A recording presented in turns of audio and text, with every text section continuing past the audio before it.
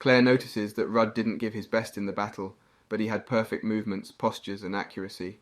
Daniel is a fan of the ideal swing Rudd showed at the end. He thinks Rudd's swordsmanship matches his master's Ain Bryce of the Heavenly Sword style. It doesn't make sense to Daniel because he's sure his master and Rudd have never been together. No matter how gifted someone might be, he believes no one could beat Rudd's extraordinary talent, not even Leon. Rudd isn't a genius, he's a monster, a child whose skills are already perfect even before he started learning. After the sparring lecture, they all head to the student cafeteria. Henneth isn't pleased about being there and suggests going outside to eat. But Balak says outside food lacks protein, and Rudd claims he's tired, so they can't go out. He questions Henneth's desire to spend money outdoors when they get good food for free. Then he remembers that she comes from a wealthy family, unlike him and Balak. Rudd is from a poor family. He had to risk his life to earn money. He gets upset when Henneth offers to buy him food from outside, as he doesn't want her kindness. Suddenly some students approach them. They're looking for Rudd. They turn out to be the guild masters from the Pursuer and Clouded Moon guilds. Roderick, the Pursuer guild master, introduces himself and praises Rudd's fighting style. Rudd also introduces himself but realizes he doesn't have any past connections with them. In his previous life, when he worked as a dragon slayer, they died in a battle against the 7 dragons. Roderick introduces him to Abel and mentions that Abel is a bit shy. Meanwhile, Henneth and Balak also stood up from their seats and introduced themselves.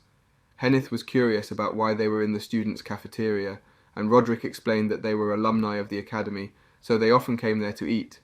Henneth wondered if Miss Liana had also been there to eat, but Roderick sadly informed him that she had left as soon as the sparring lecture ended. Roderick then told Rudd that Abel had praised him a lot, saying he was the kind of person needed in his guild. Abel asked if Rudd knew him, and Rudd revealed that he was the 4th ranking dragon slayer on the individual list, and the guild master of the 2nd ranking guild, Clouded Moon. Abel explained that their 2nd rank was because they specialized in information, not because they were weaker than the top-ranked guild. He admired Rudd's confidence and offered him a spot in the Clouded Moon guild right after graduation. Rudd was taken aback by the offer and asked why Abel was going to such lengths. Abel replied that Rudd was a genius with great potential who needed a bigger stage to shine. He assured Rudd that Clouded Moon would provide the perfect platform for his talents. However, Rudd hesitated, stating that he hadn't chosen a guild yet. He believed the offer had potential, but he didn't want to be tied down to a guild where he couldn't do as he pleased. Rudd proposed a deal to Abel instead. He asked Abel to help him find his older brother, who had survived the disaster 10 years ago. Abel inquired about what he had to offer in return, and Rudd offered a good relationship. Abel considered the offer, thinking that having a strong bond with someone with a bright future wasn't a bad idea. He hoped their relationship would grow even stronger after they graduated. Henneth asked Rudd about the letter he had received from the teachers, but Rudd had momentarily forgotten due to the unexpected offer. The letter was about the assessment of the first sparring lecture. Rudd couldn't recall receiving positive reviews in his past life.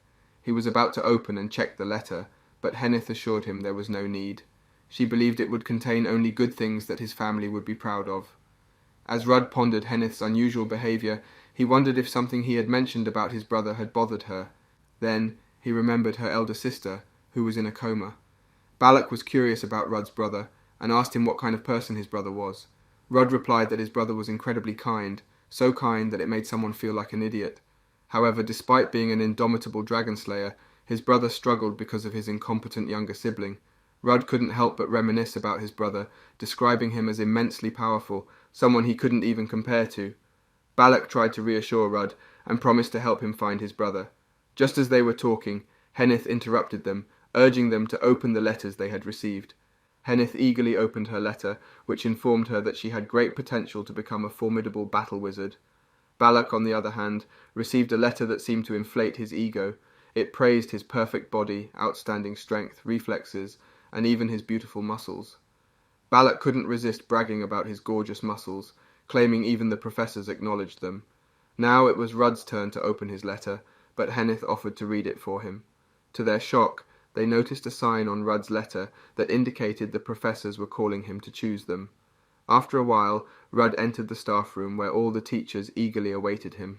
Arthur asked him to take a seat and wished him a comfortable stay in the academy, while Claire offered him coffee and snacks. Meanwhile, Daniel advised Rudd to wear a jacket because it was still chilly outside. Rudd asked if they had called him to choose his advisor. Arthur was excited and emphasized the importance of the sign left in the letter.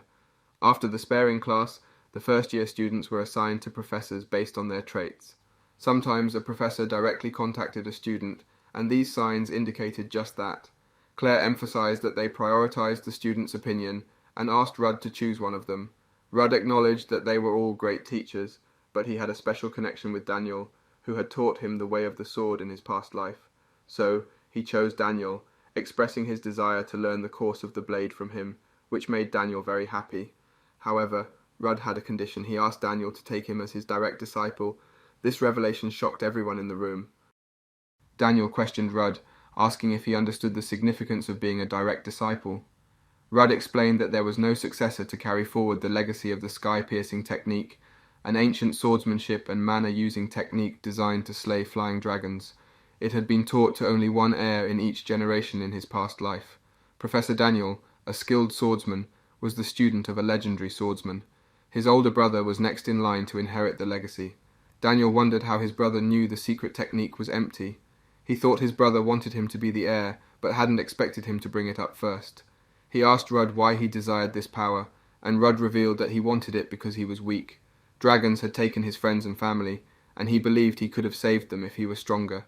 He didn't want to witness his loved ones die in front of him anymore. Daniel thought about his own family and how dragons had taken his mother's life when he was young. He agreed to take Rudd as his direct disciple and proposed the idea of all the professors co-teaching and supervising him. Rudd was shocked by this offer.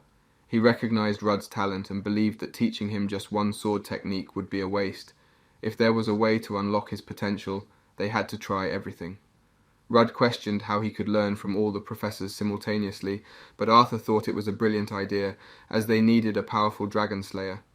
Rudd wondered if they were agreeing too quickly on something that might become a problem later. Arthur reassured him, saying it wouldn't be unfair to other students because they didn't possess Rudd's level of talent. Claire also expressed interest in Daniel's offer. Daniel made it clear that it was merely a proposition and that Rudd's decision would be respected. Daniel pondered the responsibility of filling the position of the next heir to the sky-piercing technique, while also accepting other professors as advisors. He worried about potentially taking away someone else's opportunity. After careful consideration, he agreed, believing they needed to secure everyone's future. To do that, he knew he had to push his limits and become stronger, no matter the cost. Later on, Claire approached Leon and revealed that self-control building lectures were starting with her. She instructed Leon to get into position and focus. If Leon zoned out, Claire would be ready to test her self-control. First, she punches her stomach, which really hurts, and as punishment she has to clean the academy because she got into trouble on the last day. She's sitting on the stairs crying when Rudd walks by. He's surprised to see her crying because he remembers how she used to be so cold and distant, like she wasn't even human. He wonders if this change in her is because of the Dragon Annihilation troop leader's death in his past life. Leon used to be just a regular kid before her adoptive mother, the troop leader, passed away. At that time, Rudd was still just a young boy, so their relationship wasn't great either. Now, he's the one who made her cry. He watches her from a distance for a while and then musters up the courage to ask why she's upset in the hallway. She starts yelling at him, blaming him for her hard time, but he offers her a tissue and apologizes for his rude behavior. She's surprised that he's apologizing and accepts it, warning him not to cause any more trouble. Rudd promises to avoid her as much as possible, thinking she'll become stronger on her own, just like she used to act alone in the past. She goes back to her room, feeling like she did something she's never done before, but that doesn't mean she wants to make friends. Rudd listens to her words but stops her and asks why she thinks he's following her. Rudd claims he's not following her but heading to class. Leon is also heading in that direction, which surprises Rudd. He wonders if they have the same professor, Daniel, who he's been waiting for. Rudd asks if both Leon and Rudd are in the same class, and Daniel replies that he nominated both of them. Rudd is shocked because Claire was Leon's academic advisor in his past life. Meanwhile, she approaches Rudd and asks if he has a problem with her. He tells her she should learn grappling techniques with Claire because he saw her sparring and she's already excellent at swordsmanship. He thinks grappling would help her bridge the gap in her skills. Daniel agrees with him, saying grappling techniques would complement her sword attacks. She has no idea that Rudd is watching her closely. She refuses, saying she's not the only smart one in the academy, and she knows what she needs to do. Rudd worries about how he'll train with her. He tries again to convince her to go to Professor Claire, but she gets angry and says she'll never go to that crazy professor who treats her students like dogs. Rudd thinks the future has changed again because in the past Leon's academic advisor was Claire and they had such a good relationship, but now they are like sworn enemies. It all starts with Daniel's plan, but the root cause of this plan is him. Daniel says that before starting the class he will give them a brief explanation. He states that the stages of swordsmanship are profound because it takes painstaking efforts that will break his bones. Both of them have already reached an excellent stage where they no longer need theories, but there are thousands of ways to use a completed movement, according to Daniel. The perfect training to pile up that experience is through self-control sparring lectures. They are shocked that he wants them to learn while receiving a beating. What will happen next? Find out next time by staying tuned for our future recaps. Don't forget to like and subscribe for more great recaps.